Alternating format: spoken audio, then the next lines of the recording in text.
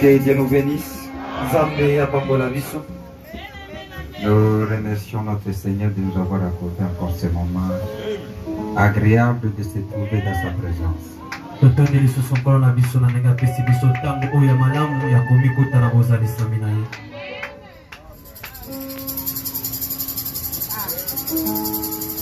Que Dieu nous bénisse.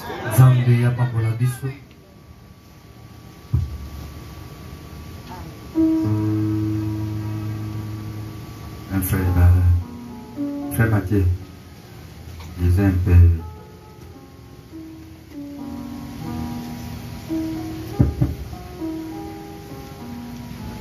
Disait un peu ça. Toujours là, demande de reconsécration. Natondi kolo Yesu Kristo nzambe na biso pe nzambe aseti teli sete sembe oyo ako misato nasengi libondeli akopulisa malisusu na biso nzambe apambola bino za ndeko Mathieu. Toza na ya ndeko Billy Chitema natoni kolo pwete apesinga lobiko ya nzoto sima nanga kokuta na likama ya moto nayebi ete mabonde Nzambe akumisama libela na libela oya bino ndeko Billy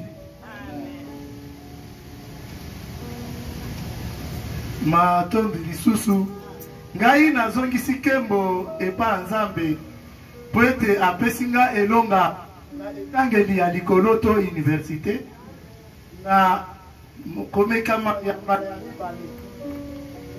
Nzambe apambola bino banso basanto bao bazangisi kobondela mpona biso mpe mpona libaku oyo nasengi libondeli ya kobulisama mpona mibu tutu mibale na mibale epai ya mosali na Nzambe okengeli na biso.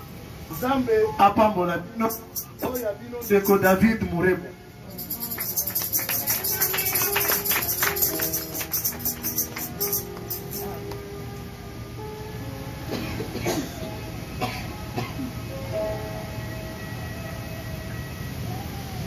Église Shalom.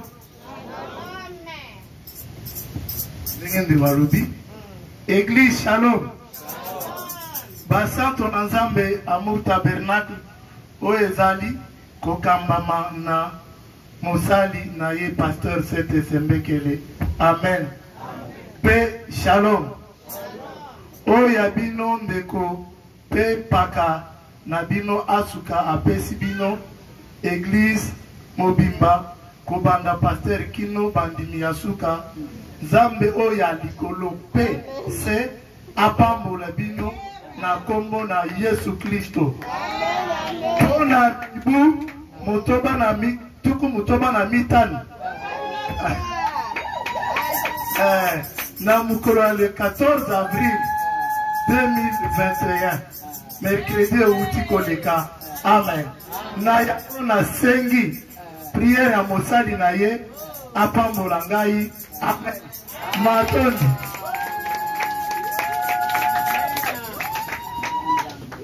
Que Dieu nous bénisse. Avant d'écouter le rapport de l'école de dimanche, oui, vous pouvez passer directement, ne traînez pas. Frère Alain, vous pouvez passer.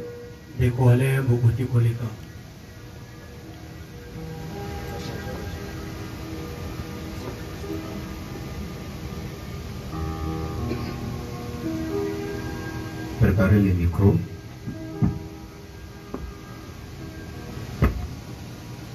serait un pèlerin.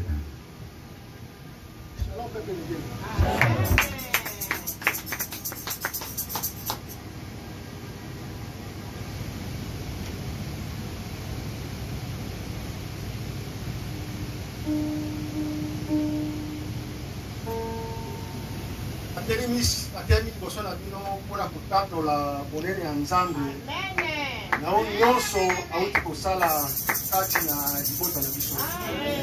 Vraiment tolekaki na mikakatano moko ya makasi mingi. Vraiment un jour nayaki komona mobateli na kati na biro, na explike mobateli na ngai vraiment na nyonso bandeki koleka na yango tosololaki na ye, apesaki ngai mpe biyano na oyo esengelaki apesa ngai tanke mwana na ye. Vraiment leki na ngai bomoni semaine moko tolaka na yawa leki wana azalaki moto akoki kozala susu na bomoi te, azalaki susu na bomoi te. Soko otali kaka ye boye ozokomona ke non moto aza mokufi. Expliquaki mobateli abi non ani paster ngai nazali yaya ya leki. Lelo soki nzambe azwi molimo ya leki na ngai wana, soko otiki ngai nayebi te na kobandela wapi na kosuka wapi. Nasema na mama bakoki te. Mpona luka nasomba bacercueil, mpona somba nini, naza na mbongo te paster. Nayebi te nzambe oyo na yo bondelaka, mpo nzambe tobondelaka. Soko obondeli mpona leki na ngai wana, leki na ngai wana akoyoka malamu. Paster bateli na ngai nzambe wana bikisa leki okona yenga bwari na dimanche moko tobaki na priere, apres priere alekaki awa basali na nzambe abondelaki mpona ye nakosa nakanziki bomonaki ndenge ayaki asimbaki ye nde kosimba. Depuis mokolo wana leki na ngai ti lelo akoki kotambola ye moko. Ayakaki aya ye moko aya ye moko bomo.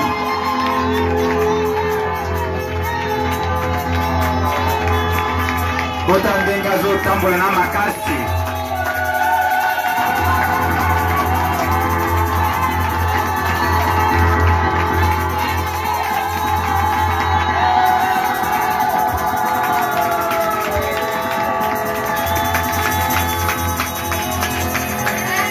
Merci.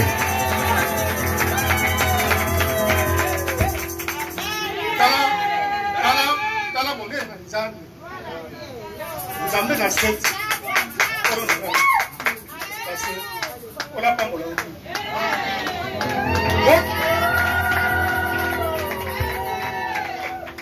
ngai. Bitumba silite.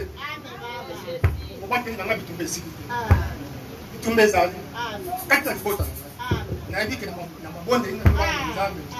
Nzambe ya kusana. Ngoda kutoka kola nzambe. Amena nzambe kwa. Apa mo la Mungu. Merci Nzambe akambola bino. Merci. Telaye. Que Dieu nous bénisse. Nzambe akambola biso.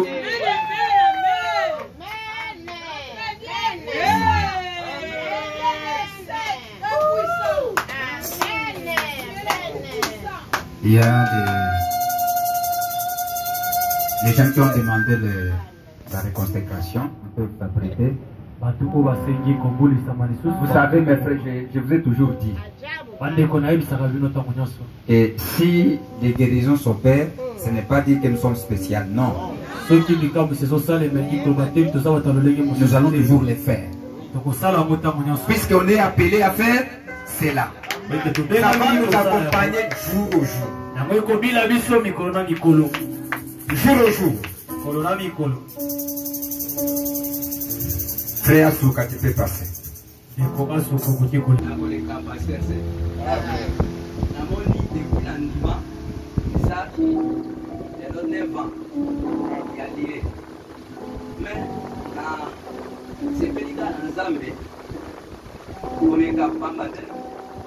Okutana moto lokola ye pasteur set eza kamwa ekondima lokola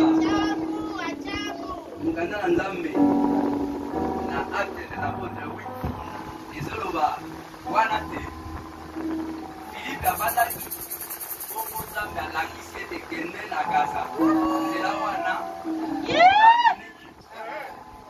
biso tozaka eleki etao tokutani mpe na filipe tomonaki bongo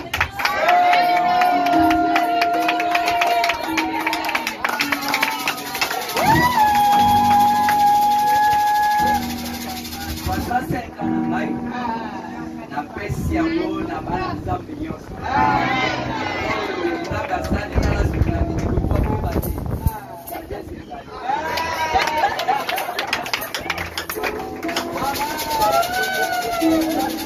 Ok, venez, je vais prier.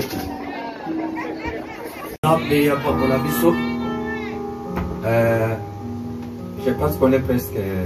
Il y a un autre. Il n'y a pas.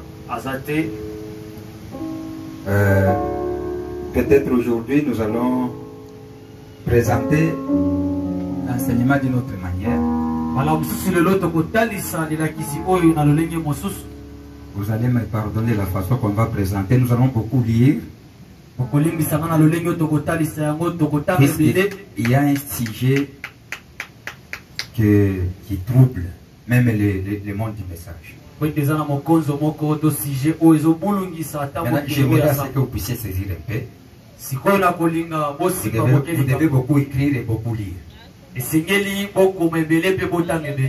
Pour que vous puissiez aller à la maison, méditer et voir des choses. Puisque tout ça, tout ce que nous allons écouter, c'est Dieu qui a voulu qu'il puisse nous le donner.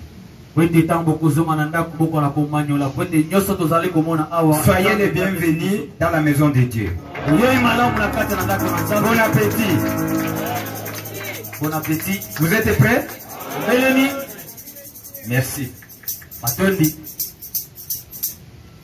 Après ça, peut-être je peux oublier le groupe de protocole. Ils vont rester. Aussi, j'ai voulu que je puisse rencontrer tous les jeunes, mais tous les jeunes qui vont se marier. Mais il n'y a pas de temps. Je chercherai un temps. J'ai un message à leur donner.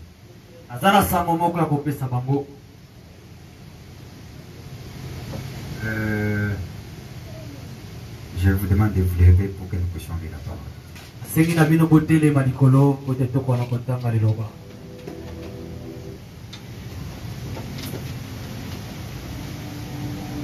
Prenons Apocalypse chapitre 2, verset 7.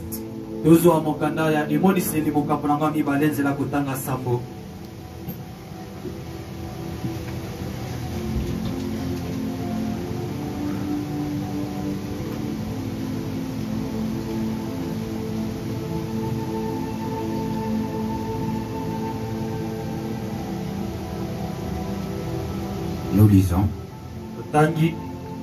que celui qui a des oreilles attende ce que l'Esprit dit aux églises.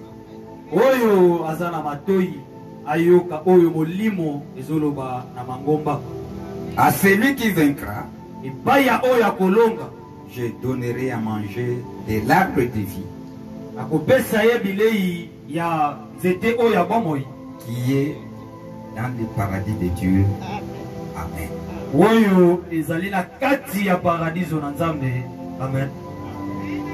Père Céleste, ce que nous lisons ici,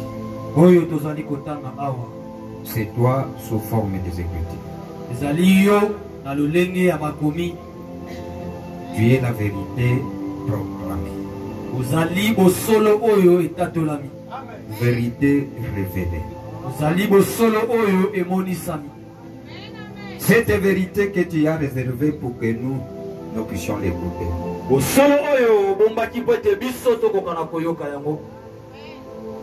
Nous bénissons ton nom, Seigneur. Nous connaissons qu'il n'y a pas de hasard que tu as fait ici. Tu les connaissais avant la fondation. Au moment que tu as résolu travailler avec l'homme, tu as tout apprêté. Tu as préparé Satan. Et tu as préparé le Saint-Esprit. Et aujourd'hui, nous voyons comment tous les deux esprits est en train d'œuvrer sur cette terre ici. Et tu nous as choisi pour que nous puissions appartenir dans ton camp. Et t'as tes enfants.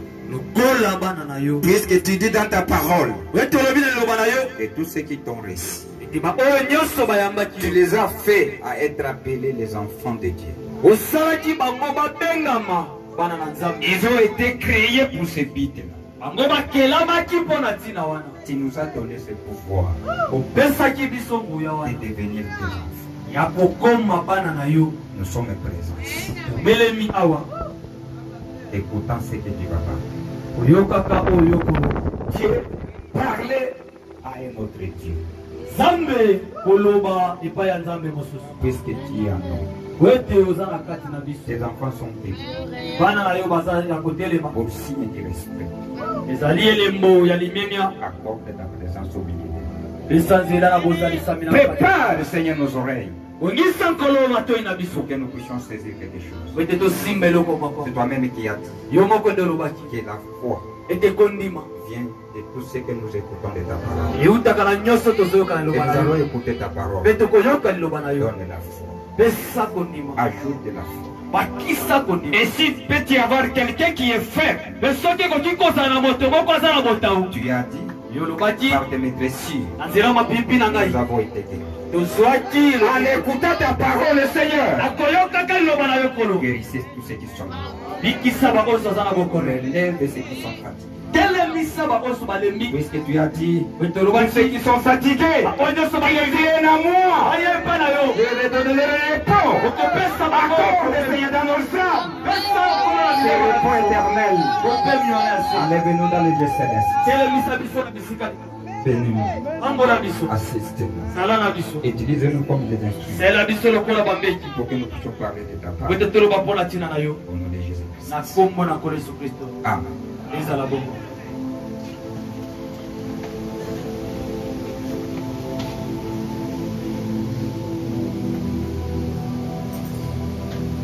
Que celui qui a des oreilles attend de ce que l'Esprit dit aux églises.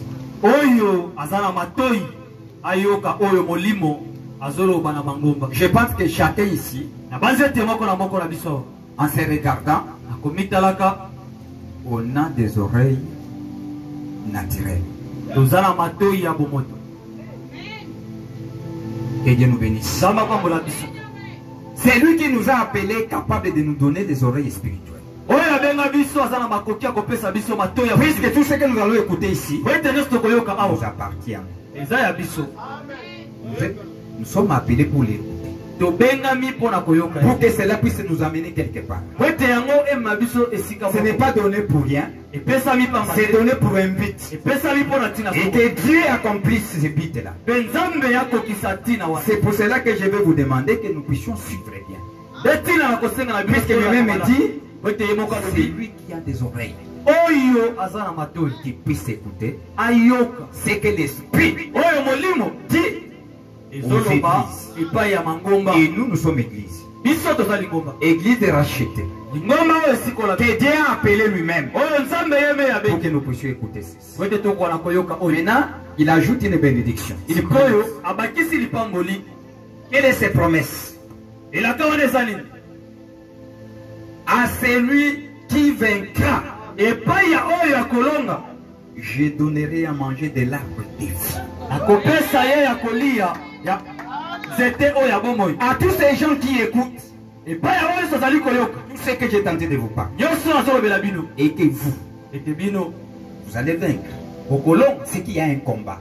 On est demandé à vaincre. Et chacun de nous ici fait qu'il est face à un combat. Il est demandé de vaincre. Et ce combat-là, dès que nous le vaincons, il y a une récompense. Il y a la promesse que Dieu dit qu'il va nous donner. Et nous allons manger sur l'arbre mbuma ya nzete des vies ya bomoi dans le paradis. oyo eza na kati ya paradiso na Nzambe.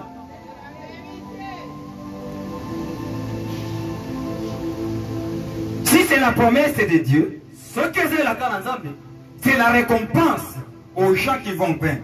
eza lifuti na bato oyo bakolonga. Dieu dit Nzambe alobi qu'il va donner, qui va accorder à ceux qui puissent manger cet arbre de vie. Nzambe alobi ete akopesa nzela ete moto Qui yango se alia trouve nzete dans oyo le na paradis bomoi de Dieu. oyo eza na kati ya Et paradiso na Nzambe. là, Me kuna nous allons d'abord voir tokomona ce qui représente cet arbre de vie. nini yango ezotalisa nzete wana. C'est quoi? eza nini? Que Dieu dit oyo Nzambe qu'il est alobi réservé au vainqueur. ete ebombami epai ya balongi. Cet arbre ici nzete wana représente quoi? ezotalisa nini? Dès que je vais vaincre moi, ntango nga akolonga que je vais manger à cet arbre ntango nalongi nalie na nzete wana qui se retrouve dans le paradis de Dieu. nzete oyo eza na kati ya paradiso Nous na devons Nzambe. d'abord comprendre qui représente cet arbre esengaka toyeba nzete wana elingi eyetalisa et nini qui est le paradis de Dieu. mpe paradiso na Nzambe eza nini. Puisque pate l'arbre se trouve dans le paradis de Dieu, nzete yango eza na kati ya paradiso réservé aux vainqueurs. ebombami epai ya balongi. Que Dieu nous bénisse. Nzambe apambola biso. Et nous croyons que nous sommes des vainqueurs. mpe biso tondimi ete toza Je balongi. le sais. nayebi Puisqu'il a dit pete alobaki que les combats, ete ce etumba n'est pas pour vous, eza na bino mais te c'est à moi. eza bitumba na ngai. Et nous, mpe biso nous marchons dans quoi? Dans la victoire. tozotambola na kati ya Puisqu'il y a quelqu'un qui a vécu. pete eza na moto moko Et nous, nous marchons dans la victoire. mpe biso Et si nous marchons dans la victoire, soki tozotambola na kati ya elonga il promet alaki biso que nous allons aller manger l'arbre de vie ete tokokende kolia nzete oyo ya qui est bomoi dans le paradis. oyo eza na kati ya paradiso na Nzambe. Nous sommes déjà des vainqueurs. biso eza Est-ce que vous le croyez? bondimeli yango Manifestez si vous croyez vraiment que vous soki êtes vainqueurs. bondimeli botalisa yango mpenza. Puisque nous ne marchons pas de nous-mêmes, ete tozotambola mpo na biso moko non, te nous marchons tozotambola à celui qui nous a appelés, kati ya oyo abenga biso celui qui a vécu, epai ya oyo alonga celui que nous croyons. ye nde tondimeli. Regardons maintenant. totala sikoyo Que représente cet arbre? nzete wana ezotalisa nini? Le paradis promis aux vainqueurs paradiso oyo elakami mpo na balongi au sein de l'église d'Éphèse. epai ya basantu ya lingomba ya efeso. Vous aurez la part à l'arbre de vie. C'est ce que la Bible dit. ekeni Puisque les paroles de l'âge de l'Éphèse, nde biblia elobi po ete tozoba mpo na ntina eleko si nous voyons l'Éphèse, soki tozomona nous efeso voyons le commencement de l'église des nations. tozomona ebandeli ya lingomba ya Et comment baekabota Dieu a commencé à œuvrer avec des nations. ya ndenge nini nzambe abandaki kosala na bato ya Et si nous parlons de l'église, mpe soki tozoba mpo na ntina nous voyons les hommes. tozomona nde bato C'est que elingi dans cette partie de l'église, na kati ete na il y a eu lingomba des vainqueurs. ezalaki mpe na En balongi dépit des combats, des épreuves qu'ils ont passés. kolekela bitumba komekama oyo balekelaki na kati Il y a eu des gens ezalaki na bato qui sont restés fidèles. oyo batikalaki sembo Et comme ils étaient fidèles, me lokola bazalaki Dieu a sembo promis nzambe alaki que je suis reconnaissant. ete naza na Je matoi ne peux pas vous laisser seulement. bakoki kotika bino bo Comme vous êtes des vainqueurs, lokola vous avez vécu, bolongi vous avez une part dans l'arbre de la vie. boza na eteni na kati ya nzete na bomoi. Alléluia. Et cela mpe yango n'est pas seulement limité à ces gens de l'Éphèse. esukeli kaka na bato ya C'est dans efeso tous te les âges. ekozala na kati ya Dans bileko chaque nyonso âge, na kati ya il y a eleko des nyonso vainqueurs. eza na balongi. Ces gens-là bato wana qui s'opposent, qui sont face bazali aux boso esprits de leur temps. ya milimo ya ntango na bango Et le temps de l'âge de l'Éphèse, mpe na ntango ya eleko ya efeso ils étaient face aux œuvres nicolaïtes. bazalaki liboso ya misala ya nikolaite. Les nicolaïtes, c'était des antichrists. nikolaite bazalaki bato batelemeli kristo Les gens qui sont venus étorpiller la parole. bato oyo baye kobebisa liloba Ils ont ajouté leurs pensées. babakisi likanisi Ils ont introduit leur Dieu. bakotisi Ils ont nzambe introduit leur doctrine. bakotisi malakisi Ces na bango. doctrines païennes malakisi ya dans bapagani l'église de Dieu. na kati ya Mais les vainqueurs surveillaient les messages que Paul leur a donnés. kasi balongi babandaki kotala sango oyo mpo Ils napesaki restaient avec ce message. babandaki kotikala na sango wana C'était le message de leur temps. ezalaki sango ya ntango na bango Ils vivaient cela. babandaki kobikela Et ils ont eu des épreuves. mpe bazwaki komekama. Que Dieu nous bénisse. nzambe apambola biso. Maintenant, il dit, sikoyo alobi voyons ce que les prophètes disent. Nous allons beaucoup lire ici. L'arbre de vie. C'était un bon moyen. Ça représente. Voyons d'abord l'arbre de vie. Quelqu'un qui va commencer à nous lire la Bible. Comme Pharaon a pris notre quelqu'un qui nous aide à lire. Je suis en train de m'étonner dans une église où il y a beaucoup de jeunes garçons. J'ai dit, j'ai besoin de voir les gens qui vont se présenter pour aider nos enfants. J'ai vu seulement une seule sœur qui est venue.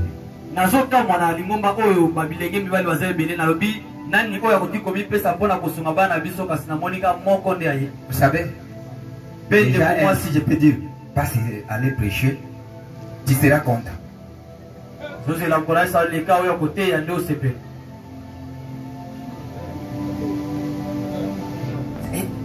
Tel aussi un prédicateur. Et vous pensez peut-être que c'est quelque chose qui fait des...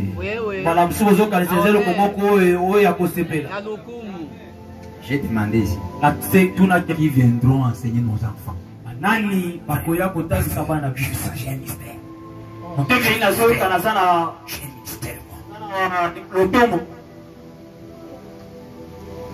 Tu ne peux pas me convaincre en parlant comme ça.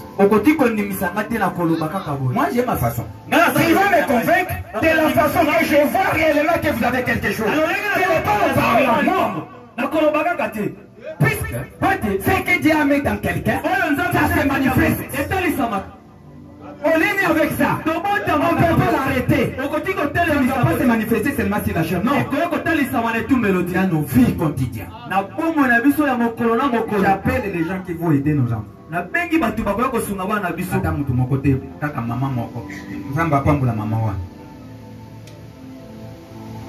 Les autres.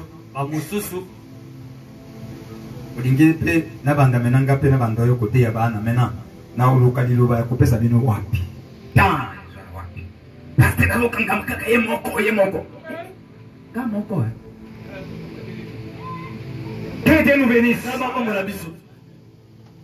Que Dieu nous bénisse.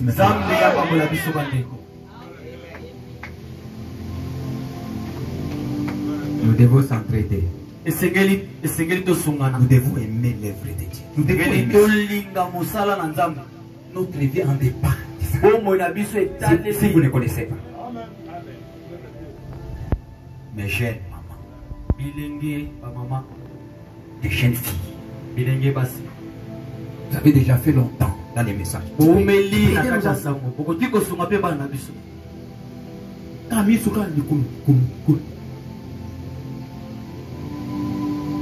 aider nos enfants. Elle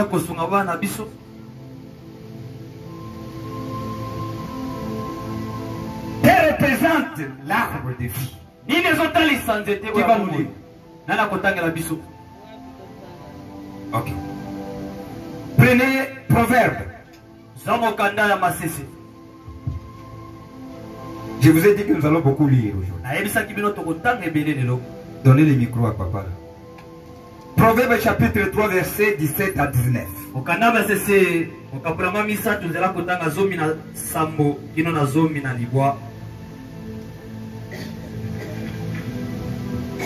Nous lisons le livre de Proverbes 3, de 17 à 19. Ces voix sont des voix agréables.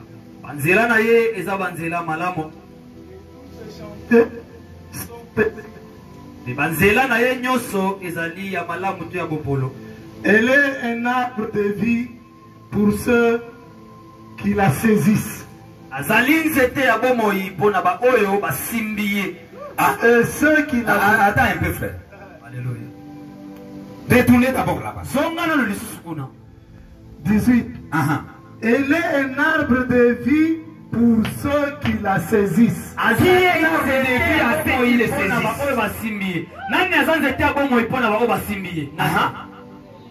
Ok. Et ceux qui la possèdent sont heureux. Cet arbre de vie, c'est par la sagesse que l'Éternel a fondé la terre. C'est par l'intelligence qu'il a affermi les cieux. Alléluia. Amen. 11. 11. Verset 30.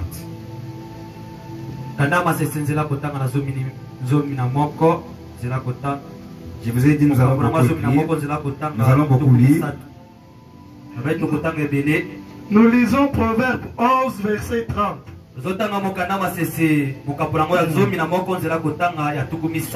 Les fruits du juste est un arbre.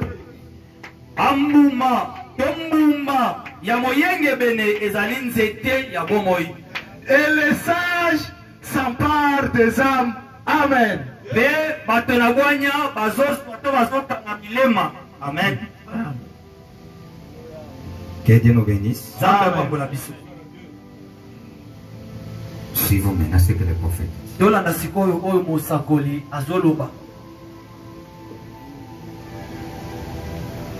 On est ensemble, hein? Suivez quelque chose ici.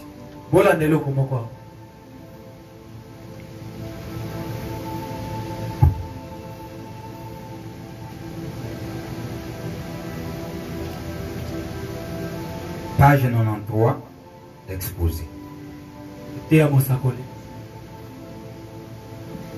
Prophète dit ceci. L'arbre de vie, n'est-ce pas une belle expression?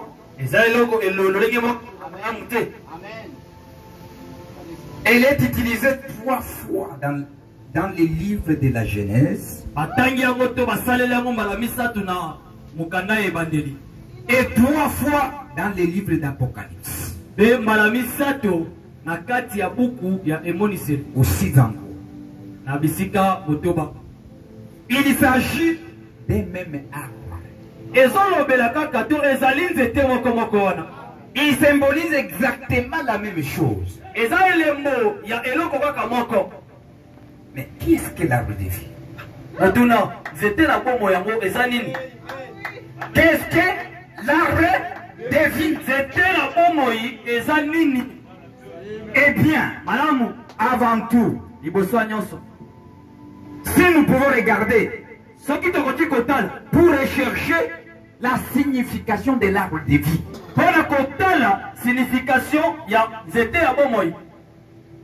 Ça signifie quoi?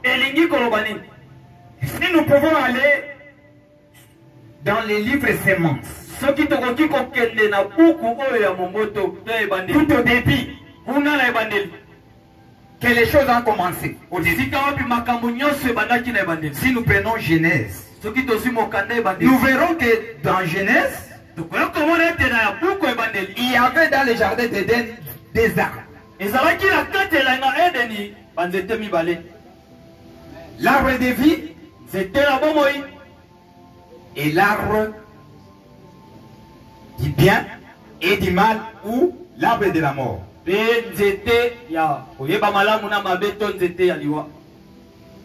C'est ce qui était. La chose qui est en train de compliquer les gens aujourd'hui. Que Dieu nous bénisse. Maintenant suivez.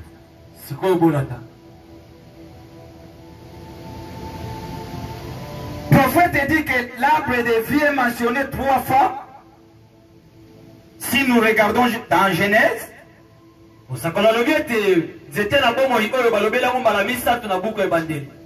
et 3 fois dans Apocalypse.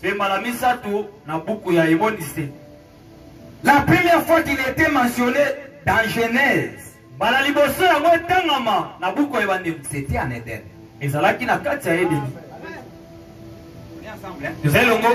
C'était en Éden. Ça représentait quoi? Ça représentait Christ. C'est celui qui était l'arbre de vie. En Éden, l'arbre de vie représentait Christ. 3 3 fois que cela est mentionné dans Apocalypse. Le prophète dit que ça signifie la même chose. Si ça signifie dans Genèse Christ, et à la fin aussi, ça signifie la même chose. Il est toujours Christ. Il représente l'arbre de vie.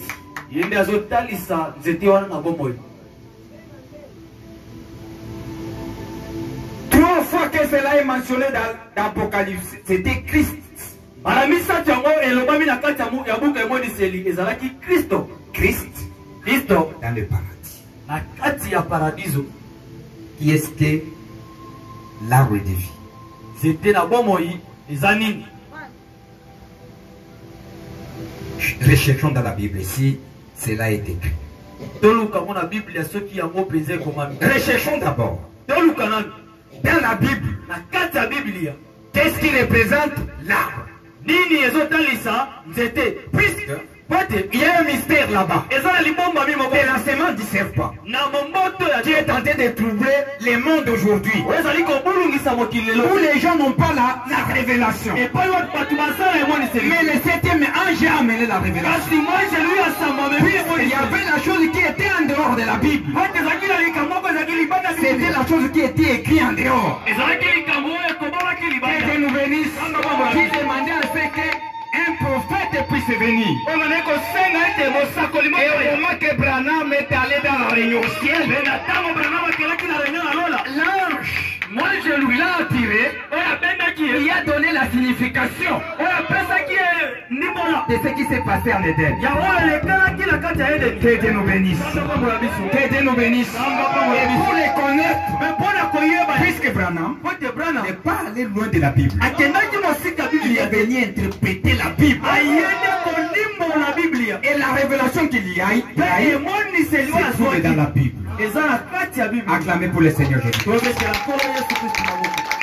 La révélation est venue dans la Bible. Et se trouve là caché. Au ciel des intelligents des irites. Mais révélé à nous qui est médité. Nous les enfants. Que Dieu nous bénisse. Il représente l'arbre dans la Bible. Nous allons les voir dans la Bible. Ça c'est tout.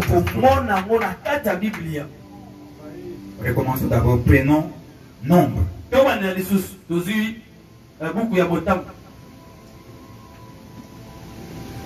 Avant tout, il nous faut savoir ce qui représente l'arbre en général. Ça représente quoi? On est ensemble? L'arbre représentait quoi? C'est cela qu'on va commencer. Nombre 24. Lisez le verset 6. Que représente l'arbre en général? Prenons d'abord la Bible. Nous prenons nombre 24, les 6. Elles s'étendent comme des vallées, comme des jardins, près d'un fleuve. Et s'étend. Et il s'étend.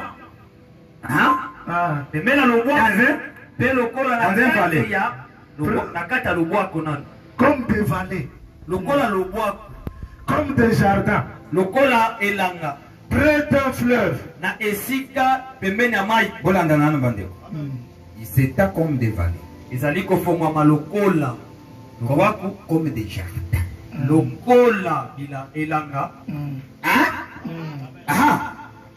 Comme des aloés que l'Éternel a plantés comme des cèdres le long des eaux.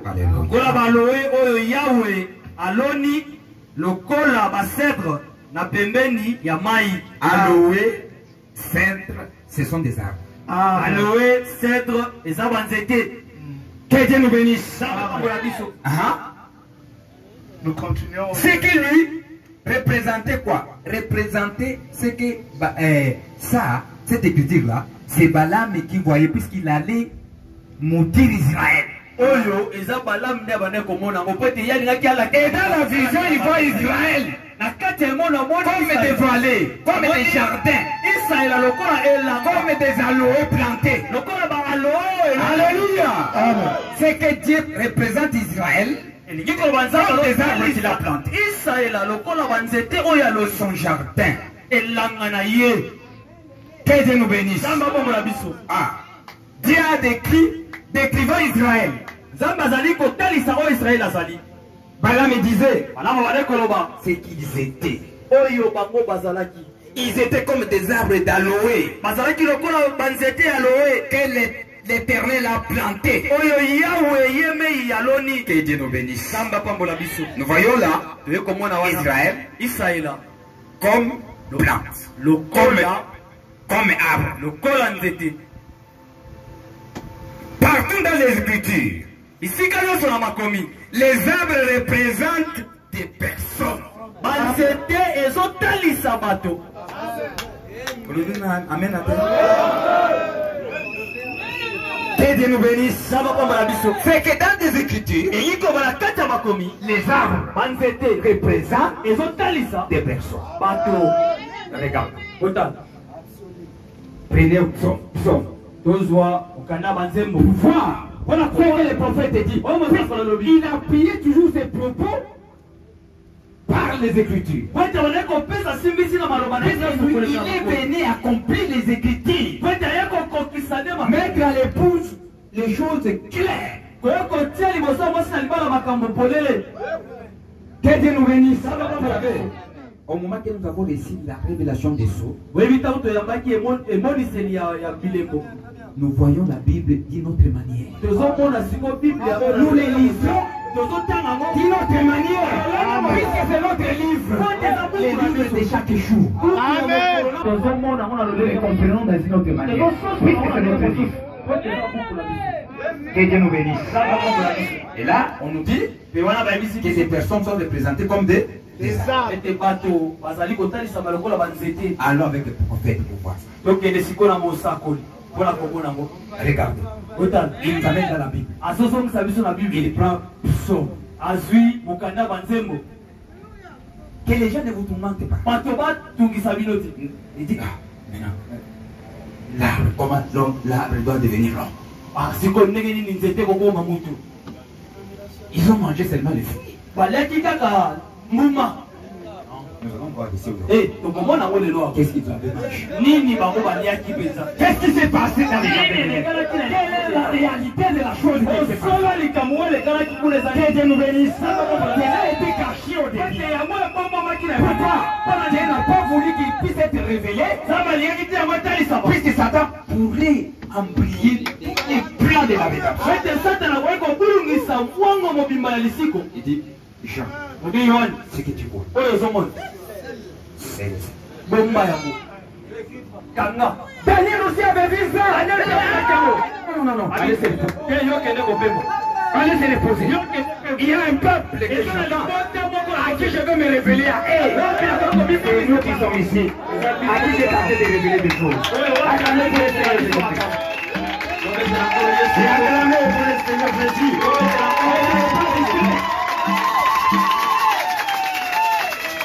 On va la discréter. Zamba pambo la biso. Ngasata nami amina makanisa. Nalingaka beaucoup yote. Ah, il y a des makamote. Il n'a jamais aimé ça. La révélation. Et moi, il n'aime pas. Somme, premier chapitre. Verset 1 à 3. Nous lisons Psaume premier chapitre, du premier verset au troisième.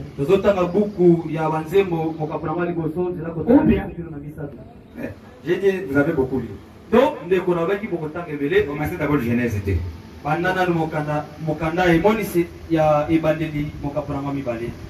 Moi, j'ai commencé aussi à lire. Attends un peu, toi préparer Psaume, moi je lis Genèse. Genèse chapitre 2 verset 7. C'est à 9. L'Éternel Dieu forma l'homme de la poussière de la terre. Et soufflant dans ses narines un souffle de vie. Et l'homme devint un être vivant. Puis l'Éternel Dieu planta un jardin en Éden. Et là, nous avons suivi déjà que les jardins. Que Dieu nous bénisse. Que Dieu a considéré Israël comme le jardin. Et là, ils vont le planter. Le jardin en Éden. Les quartiers généraux du monde. Où il va placer son enfant là-bas. Que les choses vont commencer de là. Que Dieu nous bénisse. Il dit, puis l'Éternel Dieu planta un jardin en Éden. Du côté de l'Orient. Il mit l'homme et l'avait formé.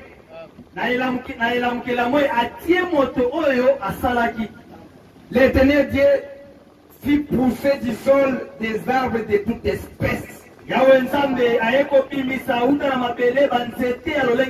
Agréable à voir et bon à manger. Regardez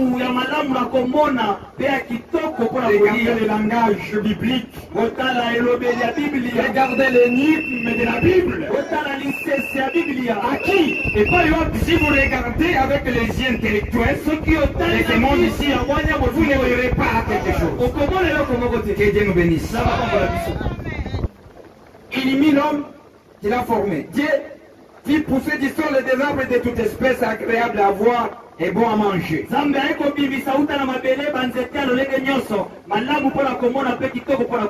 dirai la signification de manger. Avec le prophète. Et l'arbre de vie au milieu du jardin. L'arbre de la connaissance du bien et du mal. Que Dieu nous bénisse. Nous lisons psaume. Heureux l'homme qui ne marche pas selon les conseils des méchants, qui ne s'arrête pas sous la voie des pécheurs, et qui ne s'assied pas en compagnie des moqueurs, mais qui trouve son plaisir dans la loi de l'Éternel, et qui la médite jour et nuit. Il est comme un arbre planté près d'un courant d'eau, qui donne son fruit en sa saison, et dont le feuillage ne se flétrit point. Tout ce qu'il fait, il réussit. Amen. Que Dieu nous bénisse. Si vous concordez, le proverbe 3, 17 et 19, et ce que nous lisons là du premier psaume, c'est la même chose. Regardez ces malades. Vous verrez. Que Dieu nous bénisse. Que l'homme,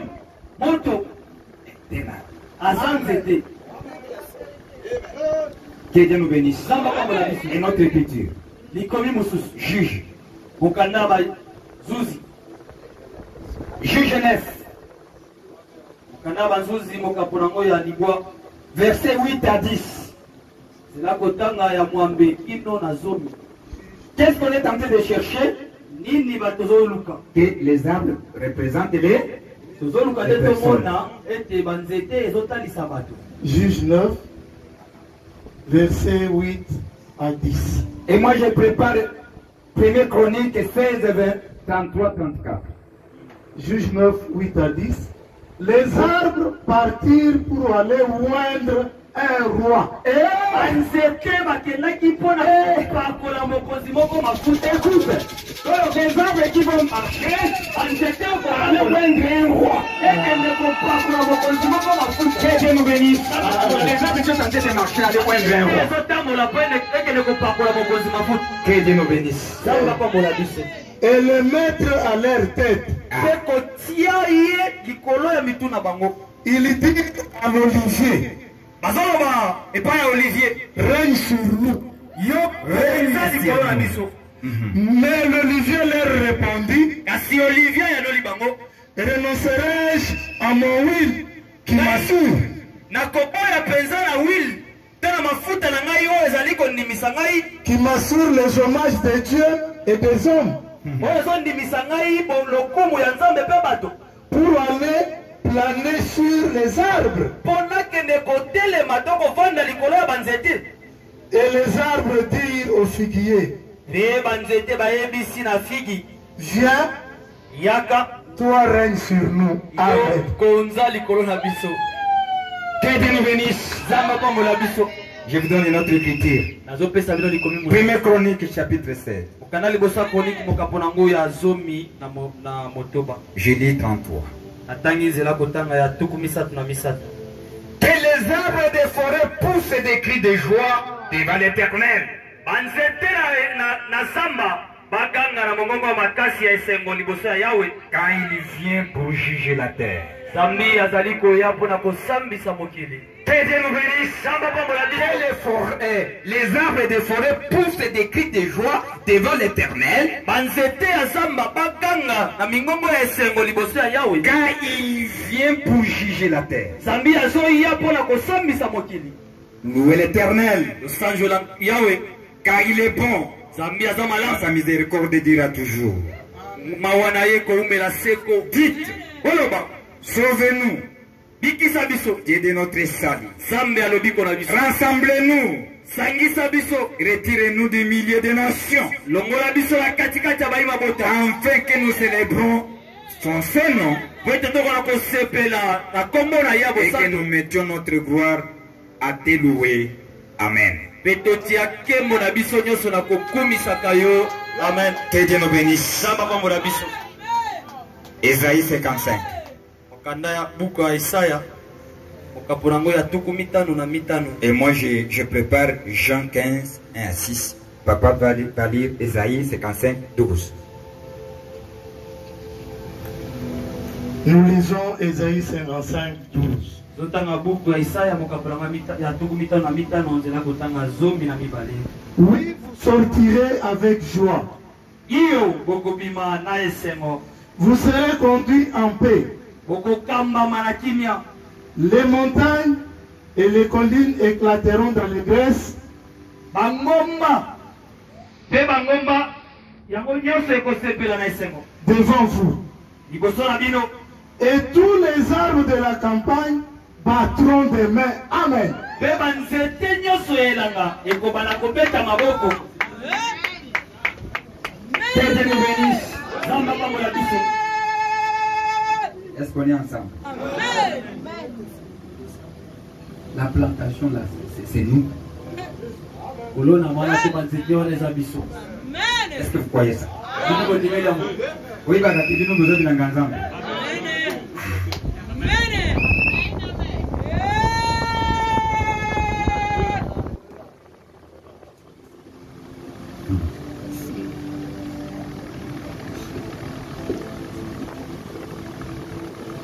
Dieu dit, Zamba lobi, que les saints étaient basanto.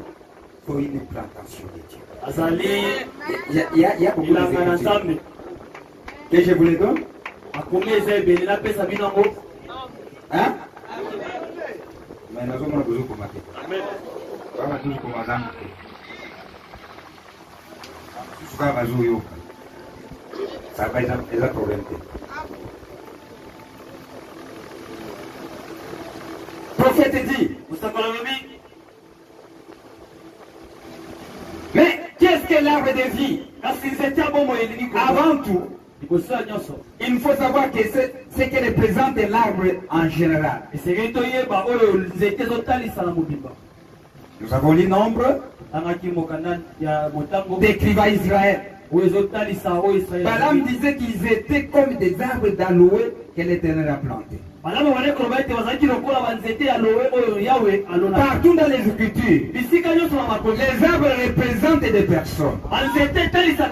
Comme dans Psaume 1.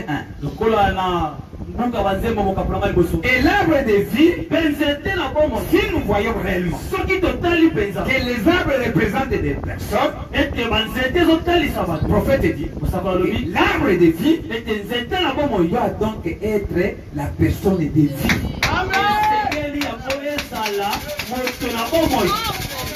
Et si nous voyons la personne de vie, nous voyons Jésus.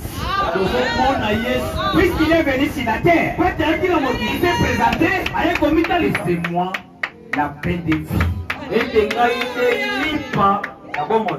C'est moi qui amène la vie. Et si nous parlons de l'arbre de vie, nous parlons de Jésus. Oh, dans les jardins d'Éden, il y avait des arbres au milieu du jardin. L'un était l'arbre de vie et l'autre était l'arbre de la connaissance du bien et du mal. L'homme vivrait par l'arbre de vie. Il ne devait pas toucher à l'autre arbre. Et sous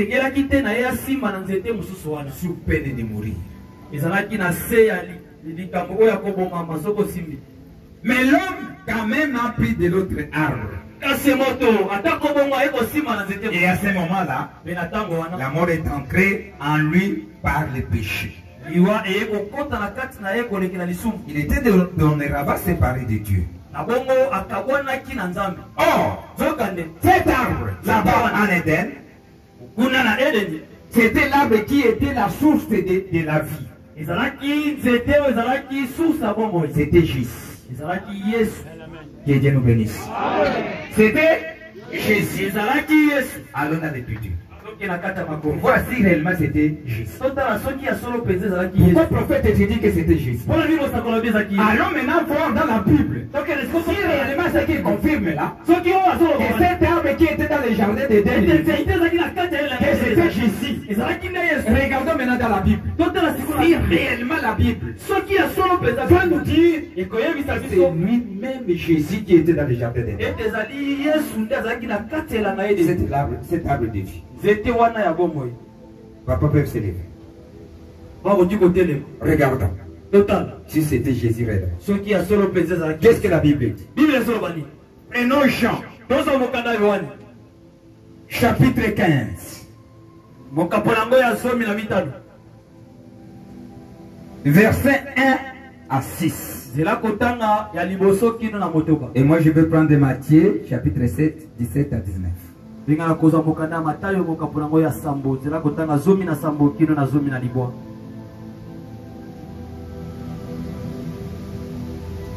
Voyons si réellement c'est Jésus qui est cet arbre de vie.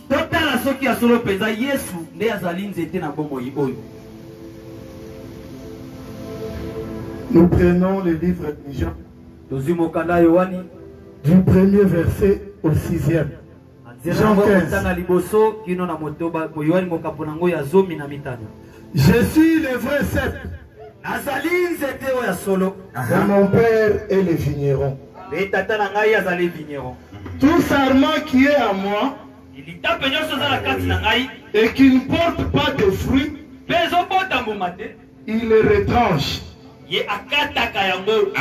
Et tout sarment qui porte du fruit, il est mort. Alléluia. Tout sarment qui porte du fruit, il est mort. Afin qu'il porte encore plus de fruits. Déjà vous êtes purs. Déjà. À cause de la parole que je vous ai annoncée. Alléluia. Qu'est-ce qui nous fait pire? C'est la parole qui nous a été annoncée. ça aussi nous fait tout. Il y a un monde qui a la bise dans la paix. Yo. Il va pas. Demeurez en moi. Et je demeurerai en vous. Comme le sarment ne peut porter de lui-même du fruit, s'il ne demeure attaché au cep, Alléluia. ainsi vous ne pouvez non plus si vous ne demeurez en moi.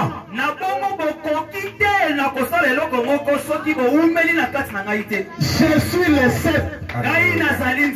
Vous êtes le sarment. Celui qui demeure en moi et en qui je demeure porte beaucoup de fruits. Car sans moi vous ne pouvez rien faire. Si quelqu'un ne demeure pas en moi, il est jeté dehors.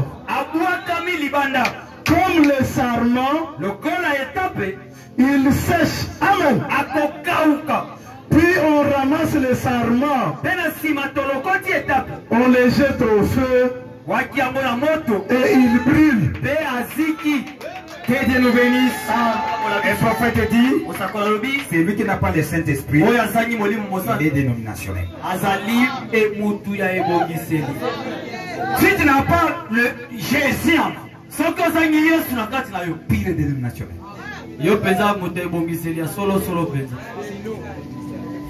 Il dit, entrez par la porte étroite. Jésus 7:13. Car large est la porte, spacieux est le chemin qui mène à la perdition. Il y en a beaucoup qui entrent par là. Mais étroite est la porte. Resserrez le chemin qui mène à la vie. Il y en a peu qui le trouvent. Gardez-vous de faux prophètes. Ils viennent à vous en vêtements de brebis. Mais au-dedans au-dedans, ce sont des loups ravisseurs.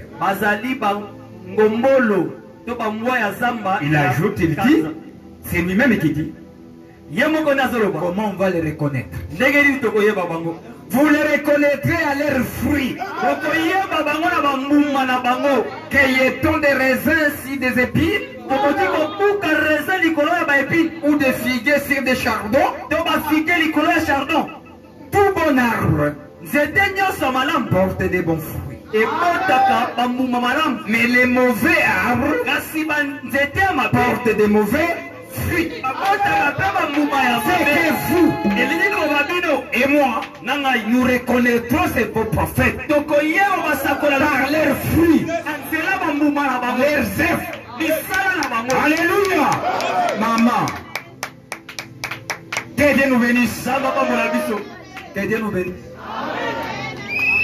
Nous reconnaîtrons misala na yo. Oyo azambuma euta songolo euta sikabo. Oyo auti. Tu ne peux pas produire ce que Dieu n'a pas planté en vous. C'est difficile. Que Dieu nous bénisse. Tu ne peux pas. Tu ne seras pas. Même ceux qui t'ont pas collé ma foute en déguenis. Oyo na pisi omidi kindengini. La commission déguenis. Vous produirez toujours ce qui a été planté à vous. Même si on peut vous vendre des communs, toujours ce qui est en vous. Que Dieu nous bénisse. Comment nous saurons que celui-ci est l'un de nous? Par le fruit. On a dit en chantant. Satan aussi était. En prêchant. La foi, Satan, il croit aussi.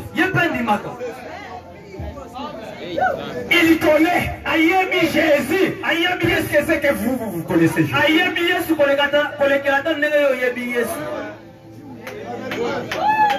Que Dieu nous bénisse. Mais après ça, après chanter, après quelle est la vie que vous menez? Vous produisez quoi? C'est celle qui vous qualifie. Le seul exemple que Jésus a dit. Mes frères, vous les connaîtrez tous ces gens-là par leurs fruits. Puisque nous sommes des arbres, nous allons produire ce que Dieu a planté en nous. Et nous, dès le début,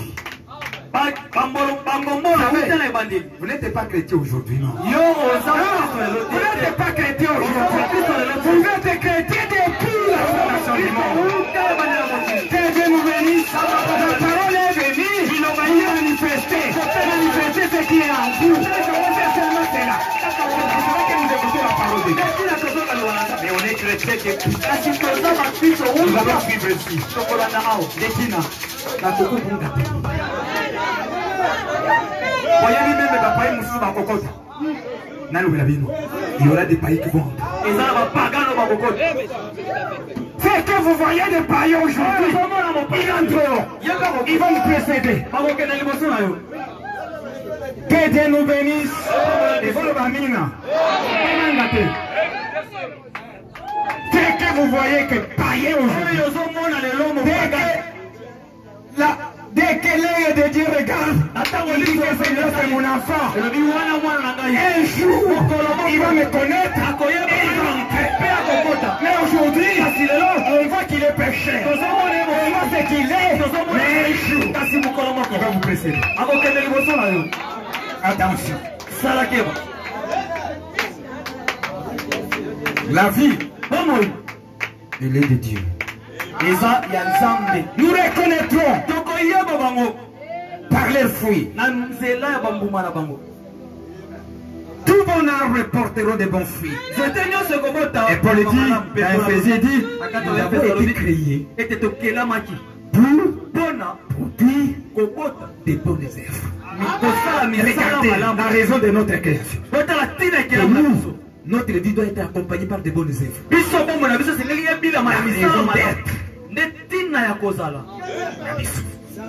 On est créé comme ça. C'est cela, un enfant de Dieu ne peut pas changer. Vous le laissez ce qu'il est, il continue à être comme ça. Il ne peut pas être changé. On le verra toujours. Il est de la même manière. Il ne peut pas changer. Pas les gens qui changent aujourd'hui. Il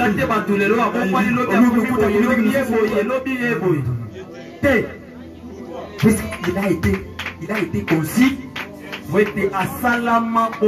Déjà tout changer à côté. Et donc changer à biso, nous sommes conformés à nini, nani lobaya nzambe kaka. Nzamba pambo la biso. Les changements ya bana nzamba za kanambo. Kokende nini, li lobaya nzambe. C'est que c'est reflété, c'est que la lumière se reflète, ça se montre jour au jour. Ça brille jour au jour. Aujourd'hui, tu vois comme ça, demain tu le vois, ça commence à éclairer par rapport à ce qu'il était demain.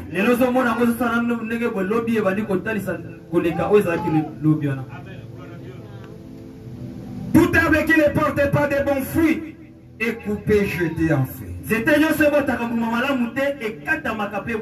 donc à leurs fruits que vous les reconnaîtrez. Ce qui me disait, Seigneur, Seigneur, n'entreront pas dans le royaume des cieux. C'est lui-là seul qui fait la volonté de mon Père. Il est dans les cieux. Que Dieu nous bénisse. C'est eux qui entreront. On est ensemble? Que l'arbre de vie, c'est Jésus-Christ. C'est lui notre Seigneur.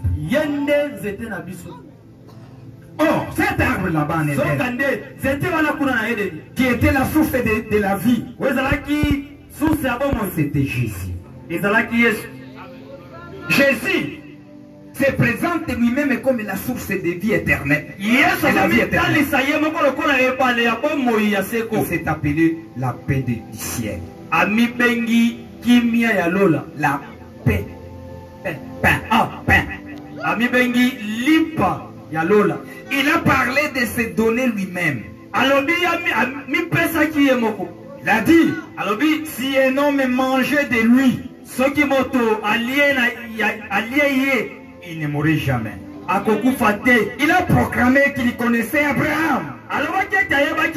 Car avant qu'Abraham était, il a prophétisé qu'il leur donnerait lui-même de l'eau vive. Que si un homme en buvait, il n'aurait plus jamais soif. Il vivrait éternellement. Il s'est montré comme grand je suis.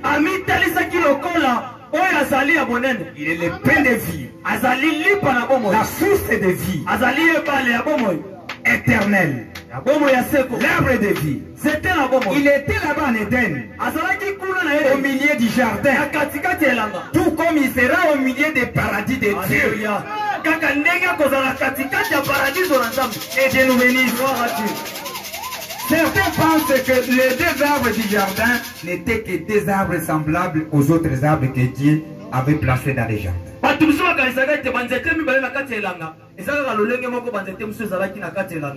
Mais ceux qui étudient attentivement la Bible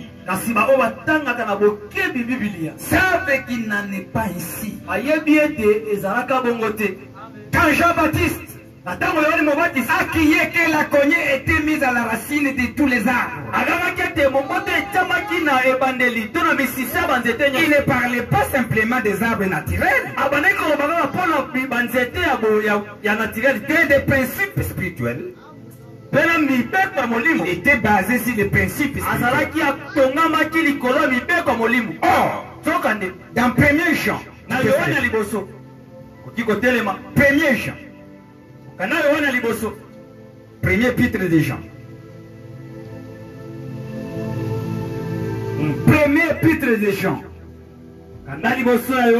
chapitre 5, verset 11 dit, écoutez,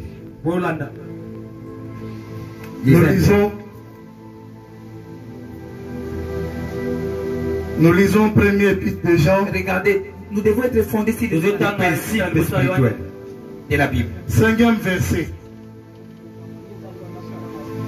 Verset 11. Premier épître de Jean, chapitre 5, verset 11. Ok, nous lisons premier épître de Jean, chapitre 5, verset 11. Et voici c'est que Dieu nous a donné la vie éternelle. Et que cette vie est son Fils. Alléluia. Amen. Que Dieu nous bénisse. Dieu nous a donné la vie éternelle. Et cette vie éternelle se trouve dans son Fils. Amen. Et son Fils, c'est Jésus-Christ. Acclamez pour le Seigneur Jésus-Christ. C'est que de la part de Jésus, nous avons reçu la vie éternelle. On est ensemble. Ça, c'est le témoignage. Jésus, yes, a aussi dit. Jean 5. Évangile, selon Jean.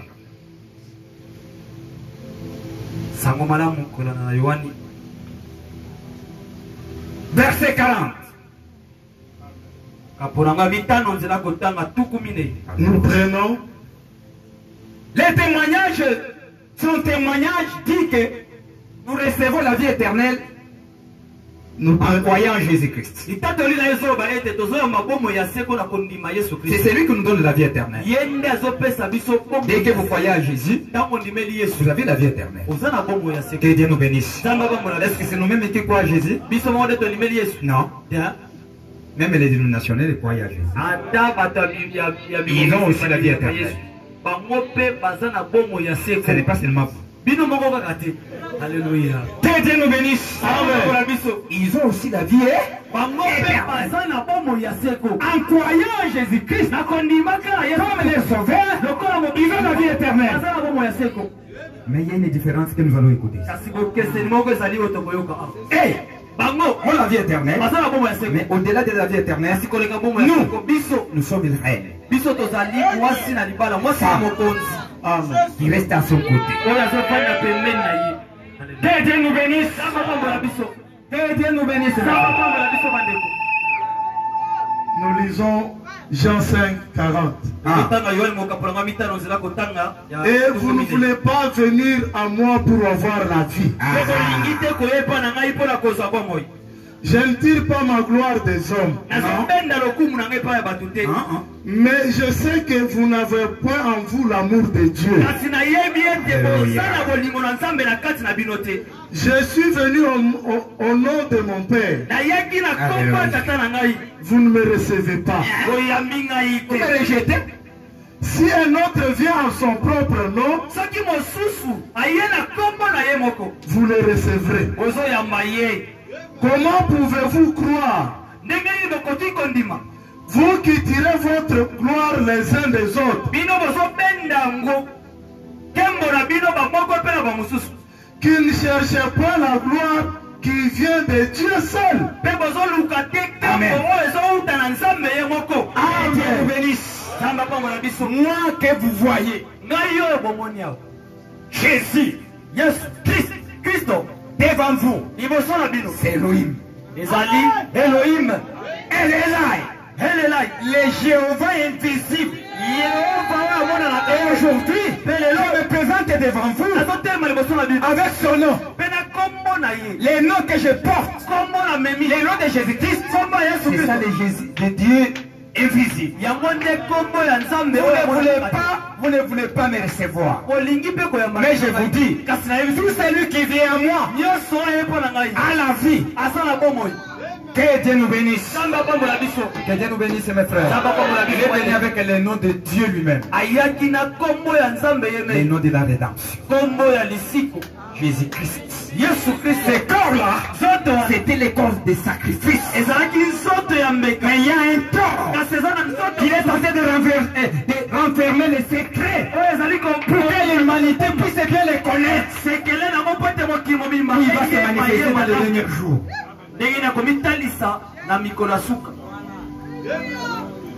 Que Dieu nous bénisse. Il dit, vous ne voulez pas venir à moi pour avoir la vie. Et si les témoignages, la parole de Dieu. Vous connaissez les témoignages de Dieu? C'est là cette parole que nous écoutons. C'est elle qui est tentée de divulguer ce que Dieu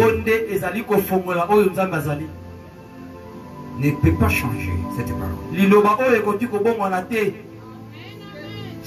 Ça ne changera pas. La parole de Dieu dit à terme tout à fait clair que la vie éternelle est dans le Fils. Elle n'est nulle part ailleurs. Vous voulez confirmer ça? Dans 1er Jean, l'évangile de Jean, chapitre 5, verset 12, je lis. C'est lui qui a le fils.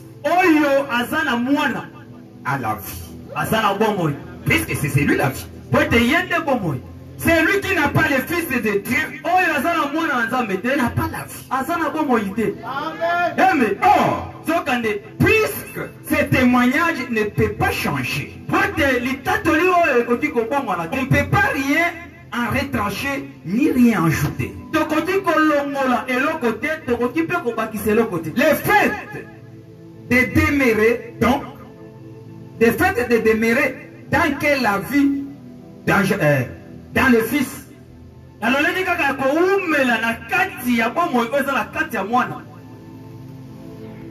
par conséquent, l'arbre du jardin, c'est forcément Jésus.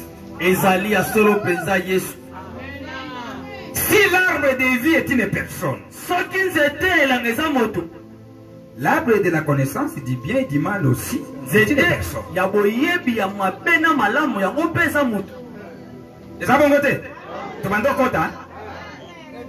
Si l'arbre de vie, c'est une personne, c'est que l'arbre du bien et du mal aussi c'est.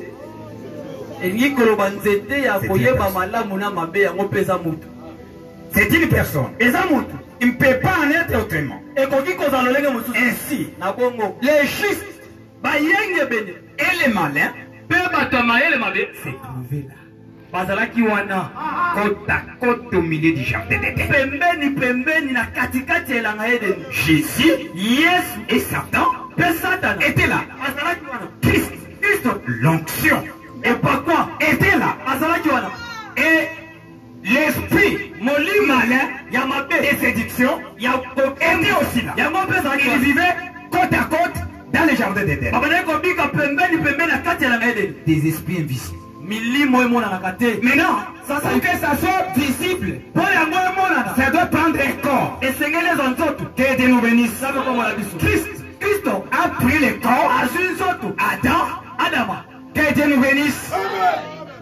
Et l'esprit malin va prendre un corps qui était prêt de l'homme.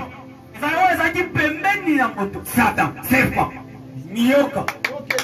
Les serpents anciens, entre les animaux et les hommes, il y avait un être qui était au milieu, semblable à l'homme. C'était les serpents. Les serpents que vous voyez aujourd'hui, ce n'est pas les serpents d'anciens. C'est lui que vous voyez est sous la malédiction. C'est lui qui était là, c'était un homme. Des mains, des pieds. Il avait ça. Que Dieu nous bénisse. Que Dieu nous bénisse. Alléluia. Gloire à Dieu. Suivez. Si l'arbre de vie est une personne, l'arbre de la connaissance du bien et du mal est aussi une personne. Il ne peut pas en être autrement. Les justes et les malins se trouvaient là, côte à côte au milieu du jardin. Je vous dis même aujourd'hui, les justes et les malins, nous sommes ensemble ici. Comme nous sommes ici, il y a fait des satans, il y a fait des dieux. Ils sont là. Nous pouvons même se cogner là-bas. Peut-être se cogner avec un satan. Il peut changer la nuit. Vous voyez, c'est un lion. Mais ici, ça s'y a prévu. On a parté. Que Dieu nous bénisse. Ils sont là. Vous ne pouvez pas réciter ça. Non, ils sont là. Vous pouvez être même sur la même table. Marchant avec les diables. Vous êtes en train de chercher. Ils vous donnent même de l'eau. Vous pouvez même dormir avec Satan à côté de toi. Il peut être votre mari, il peut être votre femme. Oh là là, Satan. Les kama. Ok, on va la Satan. Ulali ukanisi utalibu ukanisi mwasi nyoko. O forme bana bazuta wapi na Satana.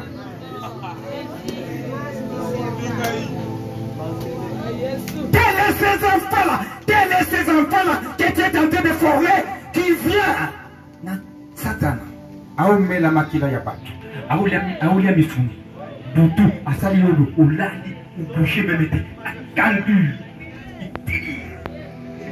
Oyiba memete abimi. A cause de ça ça. Les autres qui déplacent pasteur lelo. Atala bifo mona ndeke autungisa makasi. Ubongize là. Bakoto lombi sokuna. Et puisque tu vas rencontrer l'ange de l'Éternel. Puisque la Bible dit, il est l'ange de l'Éternel.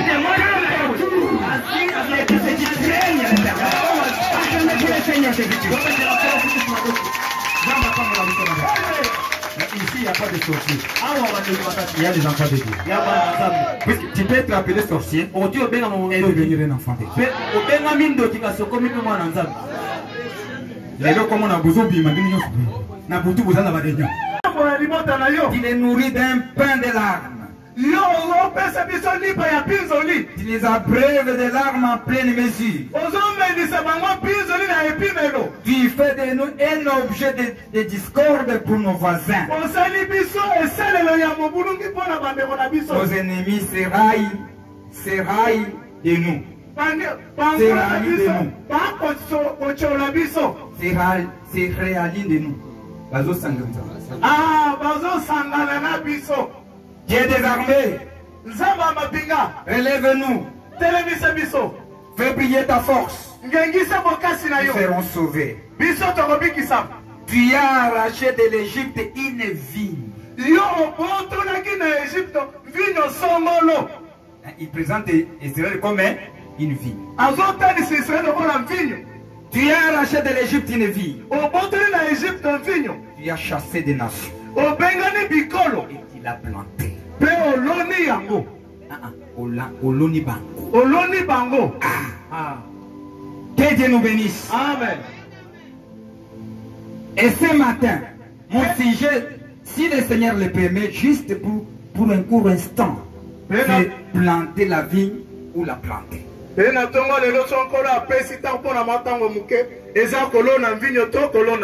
Verset 28, il dit ceci. C'est étrange que Dieu, dans plusieurs passages, représente son peuple sous différentes formes. Il n'y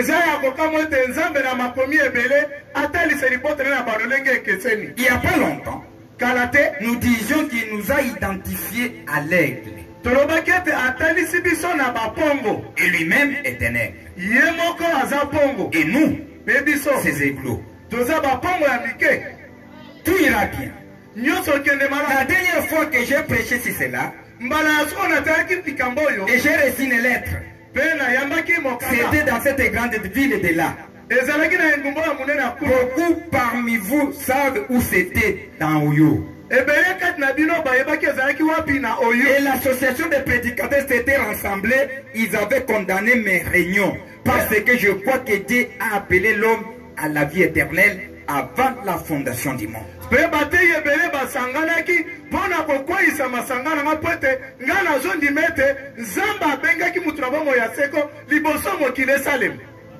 à mon avis, si Dieu est Dieu,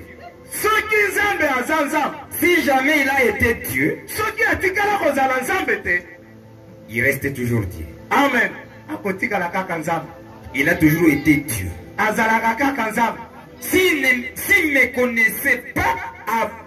ne me connaissait pas avant que le monde n'existe, alors il n'est pas Dieu.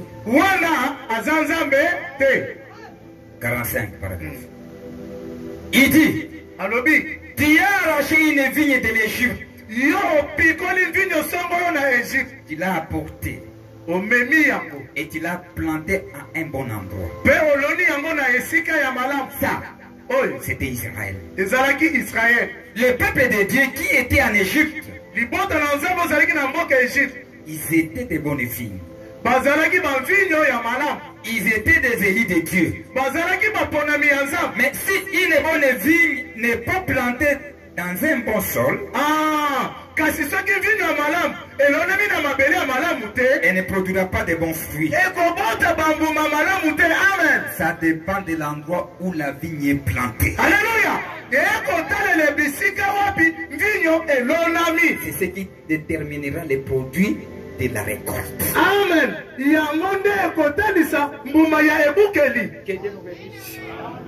Ce qui détermine votre vie éternelle, votre destinée, c'est la manière, c'est là où Dieu t'a amené à écouter la véritable parole.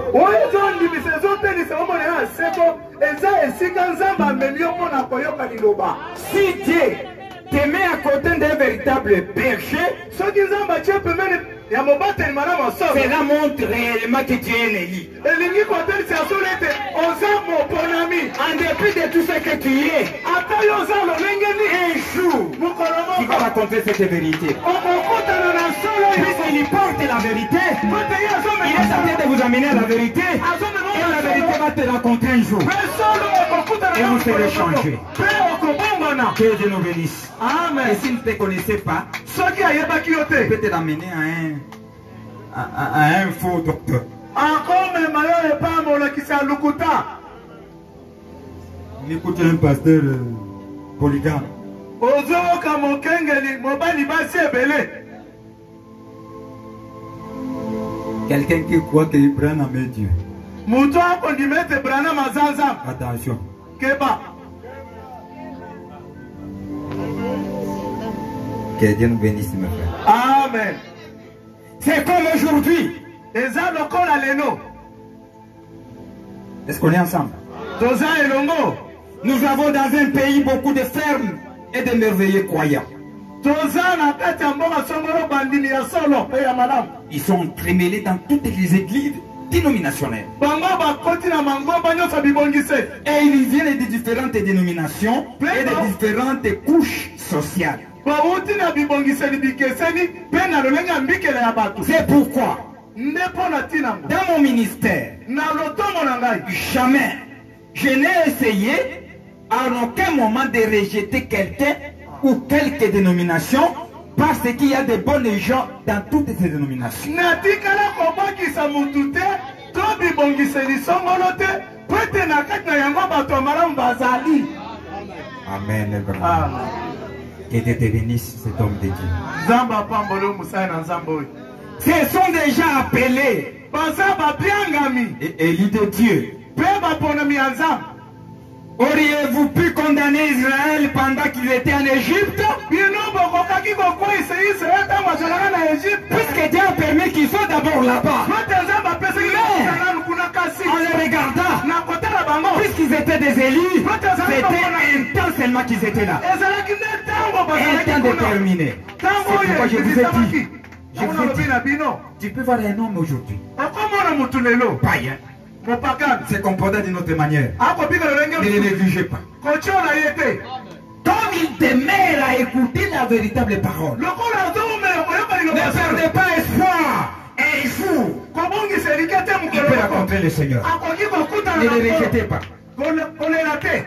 Ne le rejetez pas. Kobongisa ye te. Faut prier pour lui. Esengeli kobondela mpo na Ne ye. parlez pas mal de lui. Koloba mabe te mpo na ntina na ye. Priez pour lui. Bondela mpo na ye. Le bon esprit de Dieu. Molimo malamu ya nzambe. Que Dieu nous bénisse. Amen. Auriez-vous pu condamner Israël pendant qu'il était en Égypte? Okoki kokwisa Israel ntango azalaki na Egypte.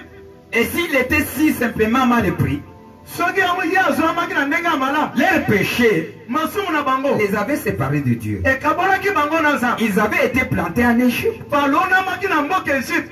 Mais c'est ainsi pour beaucoup de gens dans les églises aujourd'hui. Ne bongo mpo na bato ebele na mangomba lelo. Des gens de bien, Bato malamu. seulement plantés au mauvais endroit. Kasi balonani na esika ya mabe. Eh bien, Iyo. si un vrai croyant est amené à Christ Soki mondimi ya solo amemani epa Kristo. et qu'il est planté dans une grande dénomination Mpe alonemi na ebongiseli ya monene. et qu'il n'y croit pas qu'au miracle, Mpe azondima na bikamwisi te. au signe, Na au bilembo. prodige du Seigneur, Na makambo cette nyonso. personne-là Mutu wana. peut être un croyant authentique, Akoki kozala mondimi ya sikisiki ya un solo. catholique, Mupe. un baptiste, Mutu ya babati. un presbytérien, Mutu ya un mishi. témoin de Jéhovah Mutu ya tema de ou Jehova. quelque chose d'autre. To eloko mosusu. Dans cette église-là, Na ekelesi wana. une vigne authentique de Dieu. Vinyo oyo ya nzambe na Mais emane. les credos dénominationnels Kasi maloba ya bibonise. retiennent la vie de ces ceps-là. Ezobomba mambo ya etape oyo. Il ne peut pas porter les fruits Akoki kobota mbuma te.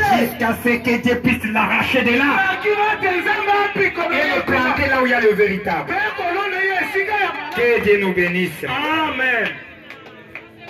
Que Dieu nous bénisse. Amen.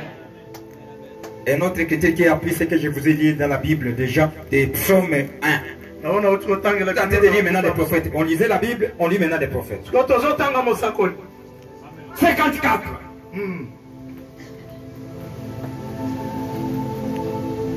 J'ai sauté quelque chose. C'est comme David là aussi dit. Eza lokola Dawidi alobi. Une fois de plus dans Psaume, premier chapitre. Bala mosusu na nzembo mokapali. Il a dit, Alobi. heureux l'homme qui ne s'assit pas, accompagné de mon corps et de mes chants, Ya esengo mutu afandaka na batioli te mpe bato ya kanza. qui ne s'associe pas avec eux, Osanganaka na bango qui te. ne s'assit pas à leur compagnie. Osanganaka na liyangeli na bango Vous te. savez, Oyebi. les moqueurs qui disent, Batiolaki balobaka. Les jours des miracles sont passés. mukolo ya bikamwi sesi eleki. Le baptême du Saint-Esprit n'est pas que des doigts croyants. libati ya molimo santo ezaka mpona bao bandimite. Les gens qui pensent être croyants mais ne sont pas des croyants. bato bazokanisa ete baza bandimi kasi baza bandimite. Mais heureux kasi ya esengo l'homme qui ne fera pas cela. mutu oyo akosala makambo oyo te. Heureux l'homme qui ne s'éloignera de telles choses.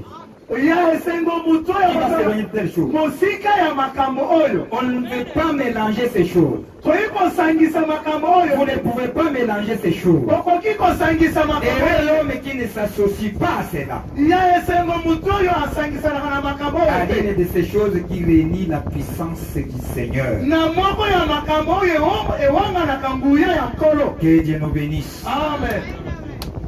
Je saute un peu pour aller vite. Israël israel était planté en Égypte. On a déjà dit ça. alonamaki na egypte osi totangi. 57 pour que je puisse avancer. On n'a pas encore lu ça. Nous venons de lire ça vite. Ok. iyo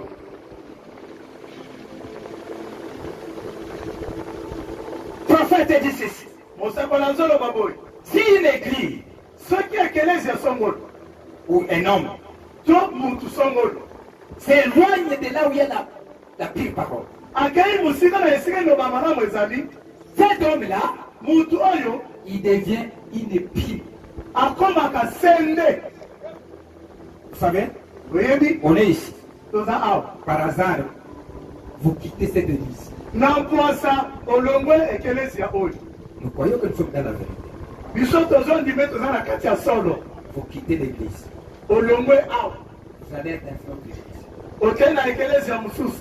Peut-être une église qui n'est pas fondée au principe spirituel des Écritures. ta mosusu ekelezia etongami na moboko ya makomi Le te. fait de quitter et aller, lolenge ya kolonga mpe vous kokende deviendrez maintenant une épine. okokoma sende nzube. Comment? Vous allez d'abord commencer à chercher tout côté négatif de cette église. okobanda koluka ngambo ya mabe ya ekelezia C'est oyo. celle que tu commenceras à te dépendre, à montrer aux autres. yango nde okobanda kotalisa epai Pour bato justifier votre sortie. mpona komilongisa na kobima na yo. Que Dieu nous bénisse. Amen. Que Dieu nous bénisse. Amen. Mais un véritable enfant de Dieu kasi mwana nzambe ya solo qui cherchera à l'amener et à aller le planter là où il y a la véritable parole. nzambe akoluka ye alona esika elobaka na Et moto. dès qu'il vient, mpe ntango azoya il ne peut pas parler de mal de là où il vient. ayi koloba mpe te na Il va libana toujours ozuli parler de bien. akoloba mpe kasi En lui, na il kati sait na que ye moi, ayebete je ngai n'étais pas de là.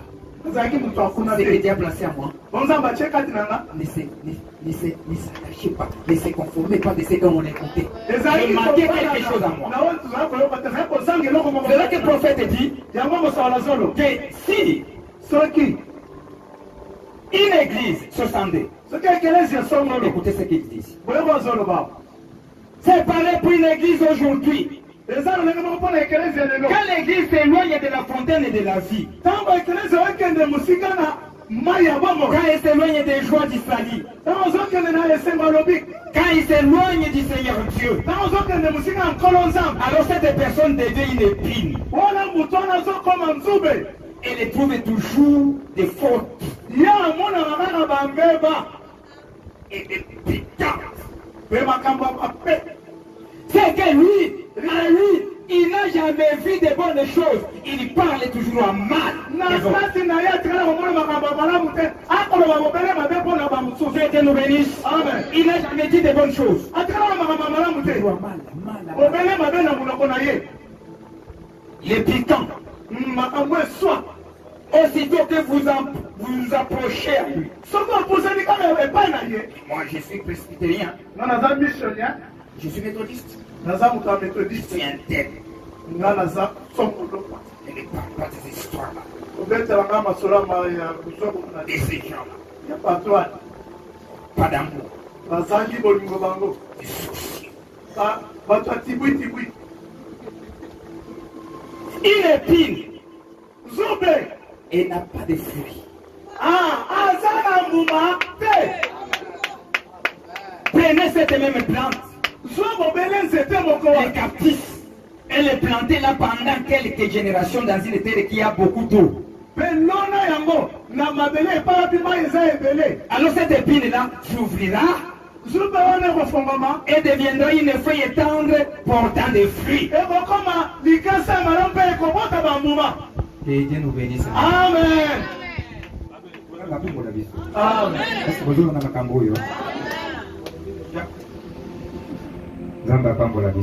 Amen. Ok. Nasilisa na huyo. Makambo zebele. Une femme, Mwasi Songolo. elle est considérée comme une jardin. Iye amona na kabatali lokola elanga. Une femme, Mwasi c'est un jardin. aza elanga. Aussi, Den susu est un arbre fruitier. aza pe nzete oyo eza na bambuma. Que Dieu nous bénisse. Amen. Que Dieu nous bénisse. Amen. Allons dans la Bible pour voir. Tokende siko na Biblia tomona likambo. Et après, nous allons prendre les prophètes, on va. Pesi matozwa mosakoli tosuke. Que la femme est un jardin. Aza elanga. Et un arbre fruitier. Pe nzete eza na bambuma. Nous allons lire cantique et des cantiques. Tokotanga loyembo ya loyembo. Cantique et des cantiques. Voyons. Totala. Et la femme, Ete mwasi c'est un jardin. aza elanga.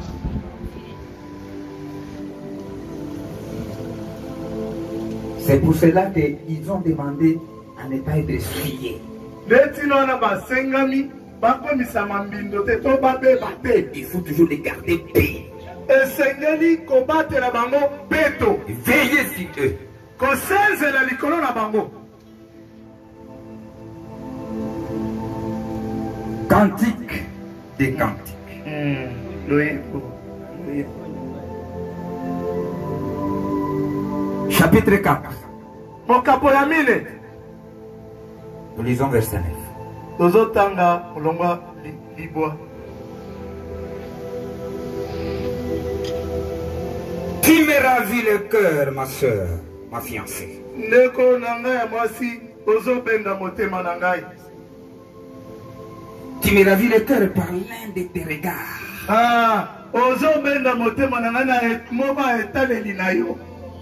Par l'un des colliers de ton cou. Na moko ya eloko olati na kingo na yo. Que de charme dans ton amour, ma soeur, ma fiancée. Maloba nini suka na bolingo na yo. Ndeko na ngai mwasi pe mobandeli na. Comme ton amour vaut mieux que le vin. Lokola bolingo na yo eleki malamu kutu vinyo. Et combien tes parfums sont plus suaves que tous les aromates. Pendenge nini malasi na yo eza koleka ba malasi mosusu ya malamu. Tes lèvres stillent le miel, ma fiancée. Mbebo na yo ekobenda nzoi. Il y a sous ta langue de miel et de lait. Na lolemo na yo Nase ya lolemo na yo. nasa lolemo na mafuta nzoi ezali pe miliki ezali. L'odeur de tes vêtements est comme l'odeur de Liban.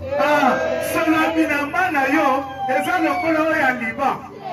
Tu es un jardin fermé. Eza elanga oyo ekangama. Ma fiancée. Une source fermée.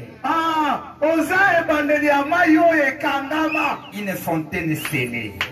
Lizipa oyo batia ndanga. Tes dieux forment un jardin où se grenadier avec les fruits les plus excellents. Tes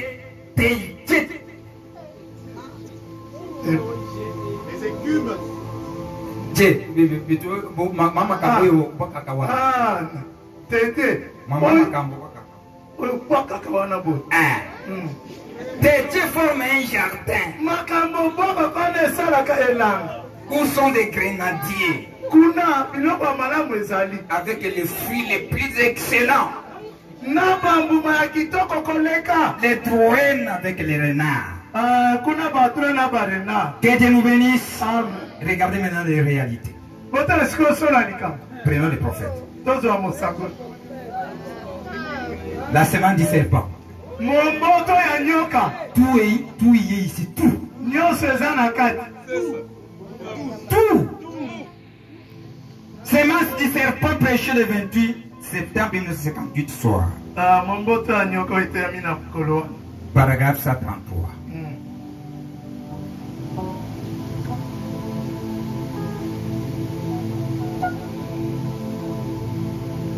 Vous savez bien que manger, c'est une pomme. bandeko boyebi ete kolia eza mo. Nazongeli. Vous savez bien que manger, c'est une pomme. boyebi ete kolia eza nini mbu. Ce n'est pas ça qu'ils ont fait. bango basalaki wana te. Il leur a fait prendre conscience de leur nudité. likambo basali bayebi ete bango baza mitakana. Certainement pas manger les pommes. eza kolia mbuma te. Il a fallu que ce soit sexuel. esengeli ezala kaka bokutani ya nzoto. Forcément. kaka wana. Parce que c'est là qu'ils se sont rendus compte qu'ils étaient nus. po ete wana nde bamimonaki ete baza bolumbu. Quand ils ont pris ces fruits défendus, ntango baliaki mbuma oyo bapekisaki. la femme mwasi n'était-elle pas un arbre fruitier? ye aza nzete mbuma te. N'êtes-vous pas le fruit de votre mère? bino boza bambuma mama na bino te. C'était ça le fruit qu'ils étaient défendus de prendre. yango nde mbuma bapekisaki bango bazwa to balia. Que Dieu nous bénisse. nzambe apambola biso. Il y a beaucoup de choses ici. makambo eza ebele awa. Les réparties. ngonga esi Que epusaki. Dieu vous bénisse, mon ami. nzambe apambola bino tosukeli awa. Peut-être on va terminer le mardi tout. na mosusu tosukisa mikolo ya mibale.